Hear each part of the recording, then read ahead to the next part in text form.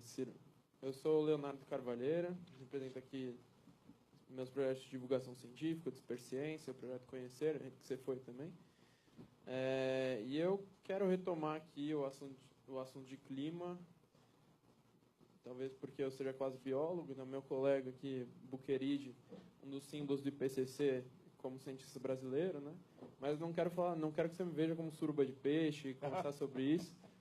Eu entendo que a gente tem que ter o centrão para governar no Brasil, representando os interesses da ciência.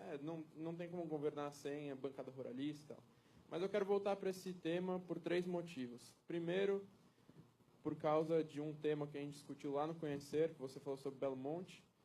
Segundo, por causa de uma análise agora do site Observatório do Clima, que compararam todos os programas de governo no que tange mudanças climáticas e tal, conservação. E terceiro, que eu não preciso escrever muito mais, Cátia Abreu. Primeiro, lá no Conhecer, você falou que Belo Monte não gerou 0 de impacto, blá, blá, blá, não sei o quê. Aí a gente discutiu lá.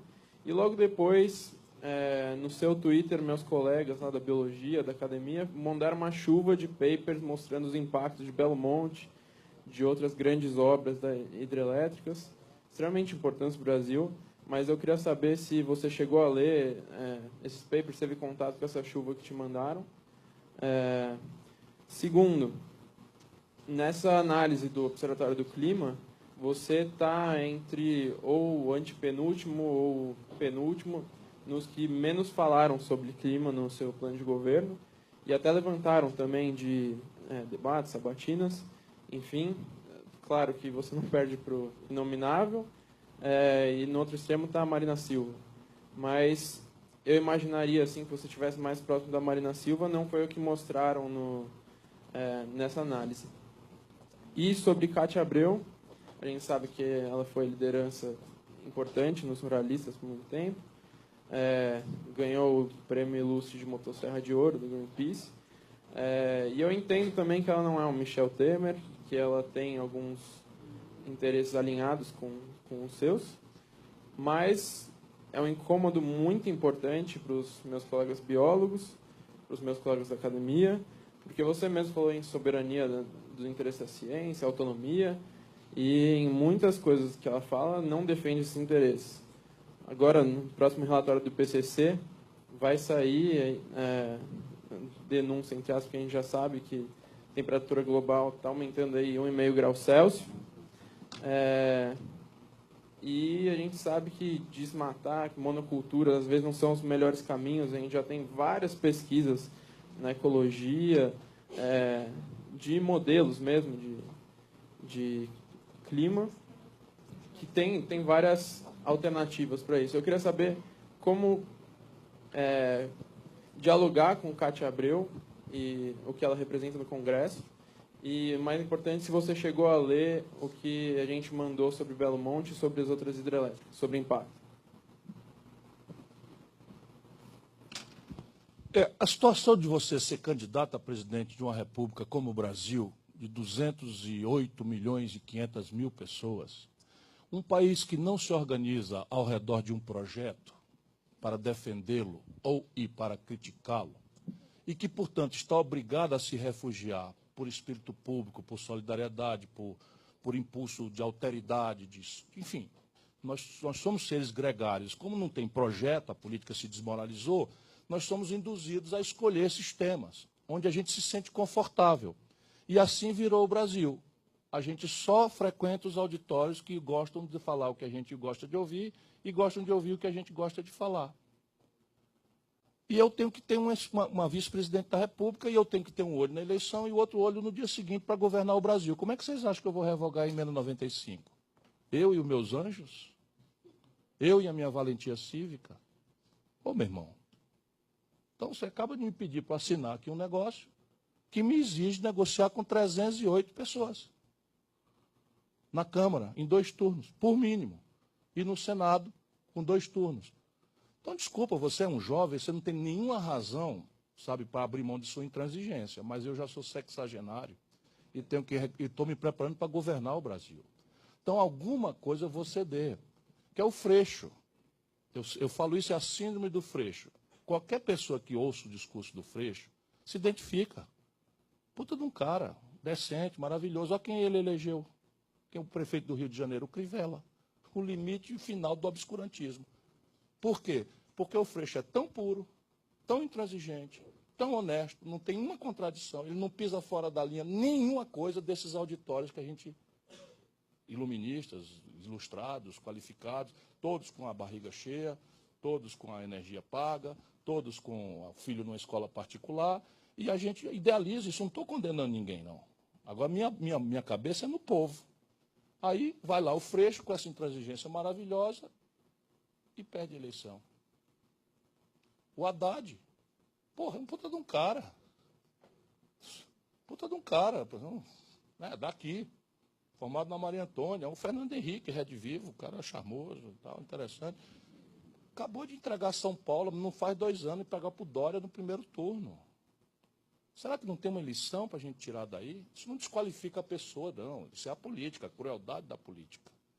O realismo da política, a obrigação que a gente tem, se a gente quer mexer no destino da pátria, porra, o Getúlio se matou para proteger o Brasil do que acabou acontecendo em 64. E isso é a realidade. Então, veja, eu tenho que me preparar para, ganhando a eleição, governar o país e entregar. E esse país, ele não é um país ideal, ele é um país real. Então, Belo Monte, eu tenho certa convicção, porque eu sei o que é a experiência de Palpina. Você não pode dizer que a experiência de Palpina foi depredadora do meio ambiente e usar a mesma expressão, a minha ferramenta de luta é a palavra. É que nem o Ariano Suassuna dizendo zangadíssimo porque chamaram o Chimbinha, baterista do Calypso, né, ex-marido da Joelma, de gênio, guitarrista.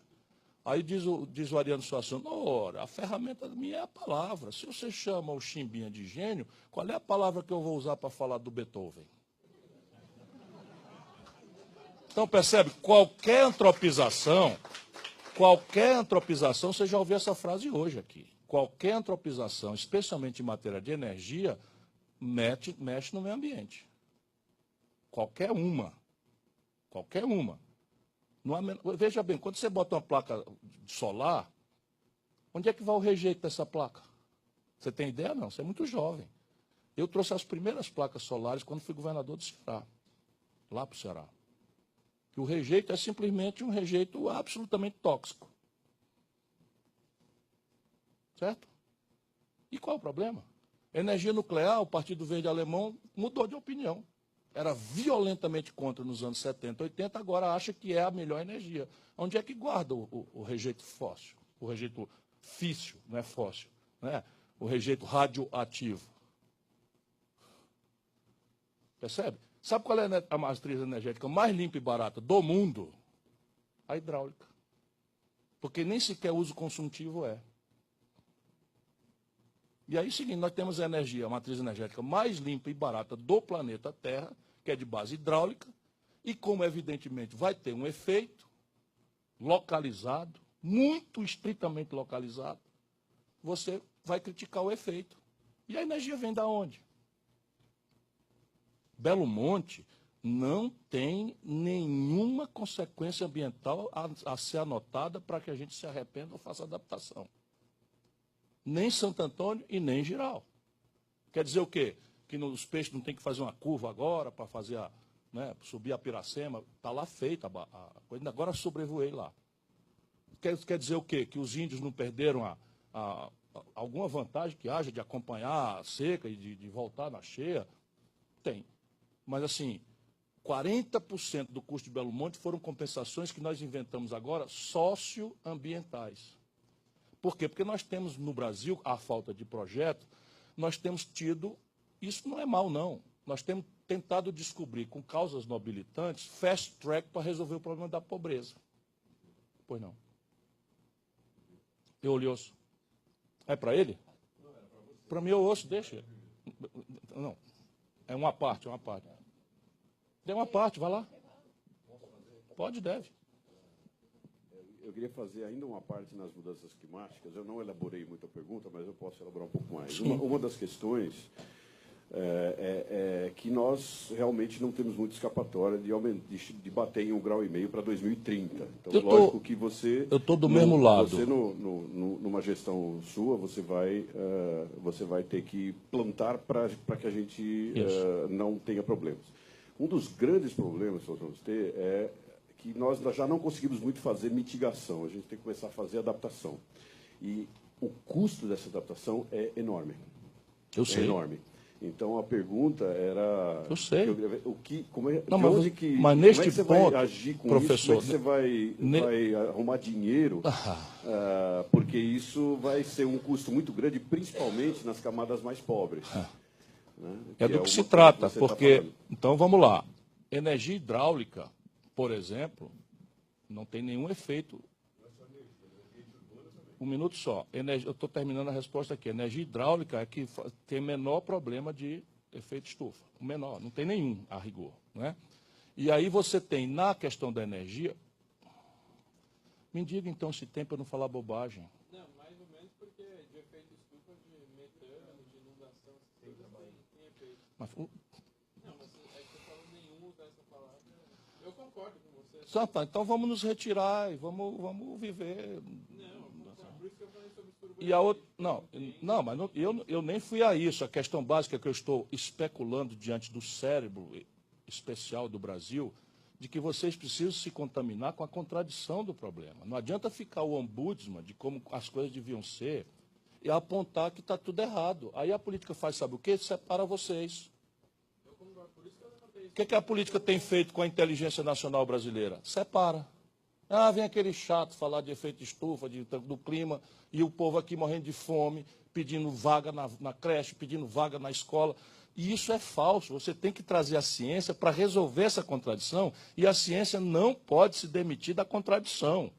Contradição é como eu entrego energia estável, segura, a preço módico, universal, mitigando os efeitos ambientais. Esse é o desafio. Então, vamos lá.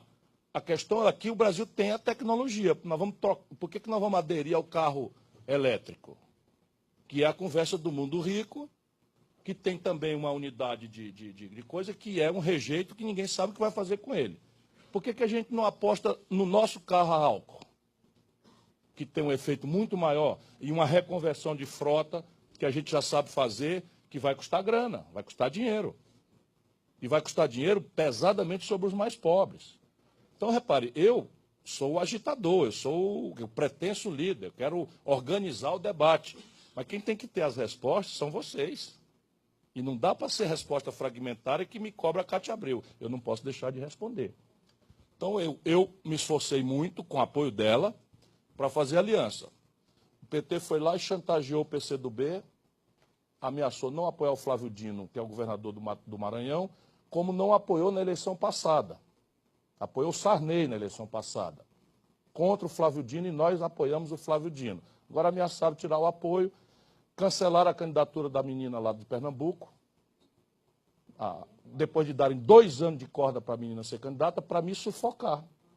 Sabe sufocar onde? Não deixar eu ter tempo para falar na TV. Está tudo certo, eu não faço mimimi, eu sou da luta. Mas não venham com papo furado para cima de mim. Eu fiquei, então, confinado ao meu partido. E eu ia escolher um vice que representasse, no concreto, aquilo que eu proponho para o Brasil, uma aliança de centro-esquerda. A Cátia não veio para cá, a meu convite, porque é igual a mim, nem pensa igual a mim, não. Ela veio para cá porque ela me completa. Ela me dá entrada nesse mundo que, por exemplo, a gente despreza, mas eles pagam a conta do nosso conforto. Vou explicar. O Brasil manufaturado, quando a gente cresce 2 pontos, tem um buraco de 150 bilhões de dólares na conta de manufaturado. Sabe quem paga essa conta? O agronegócio e a mineração.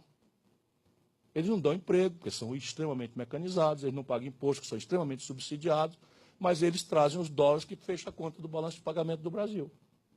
Tudo Bolsonaro. E eu não sou o Freixo.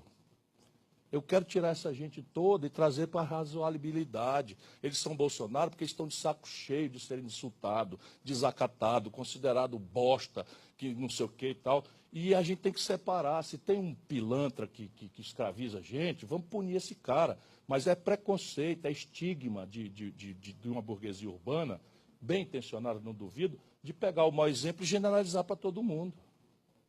Então, a Cátia Abreu foi presidente da CNA, hoje ela é persona não grata na CNA. A única entidade de quem eu não aceitei o convite foi a CNA para ir lá. Porque é tudo Bolsonaro, tudo doente, tudo fascista. E eu não respeito essa gente. E a Cátia Abreu é persona não grata. Por quê? Votou contra o impeachment da Dilma. Porque votou contra as maluquices das reformas trabalhistas. Porque votou contra, né, essa coisa dos agrotóxicos. Ela ficou contra. E tá, agora a Cátia Abreu tem opiniões, por exemplo, diferentes da minha. Todas respeitáveis, na minha opinião. Ela diz, por exemplo, olha, você é totalmente violento, não reflete nada sobre esse negócio de facilitar arma para as pessoas. Eu entendo, porque você é uma pessoa da cidade, e na cidade tem um 190, passa a rádio patrulha na frente da casa e tal, eu entendo você. Mas Ciro, no campo do Brasil, é uma fazenda aqui, outra 100 quilômetros depois. E eles estão apavorados, porque todo mundo está sendo roubado, e não sei o que e tal. E, porra, é verdade, eu botei esse negócio contra a arma no meu programa porque eu sou urbano, porque eu acho que a Rádio Patrulha passa e que quem tem que dar segurança é o Estado. Mas lá no campo, o fazendeiro, será que não tem? Eu não mudei de opinião, não.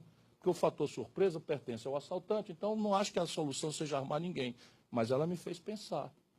Agora, então, a Cátia vale maravilha para o PT, quando foi leal, foi expulsa do PMDB, porque votou contra o impeachment. Agora, porque é minha vice, é uma pessoa da direita, é uma pessoa não sei de quê, motosserra de ouro. Quem o Greenpeace pensa que é? Eu, Ciro Gomes, presidente do Brasil, vou ouvir o Greenpeace como ele é, uma ONG internacional, que faz muito pouco, por exemplo, contra a dizimação das florestas temperadas do mundo.